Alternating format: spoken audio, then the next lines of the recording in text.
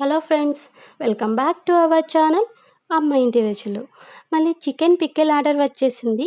చికెన్ని 2 టైమ్స్ కడిగి salt and turmeric వేసి కొంతసేపు అలాగే పెట్టుకోవాలి. అలా చేయడం వల్ల పీసెస్ అనేది చాలా జ్యూసీగా అండ్ సాఫ్ట్గా వస్తాయి. తర్వాత బాయిల్ చేయాలి.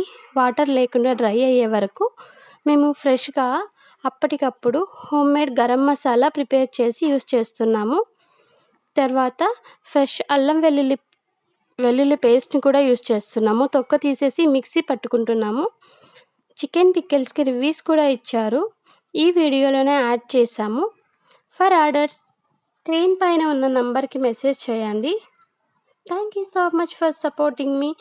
Please like, share and comment. Don't forget to subscribe.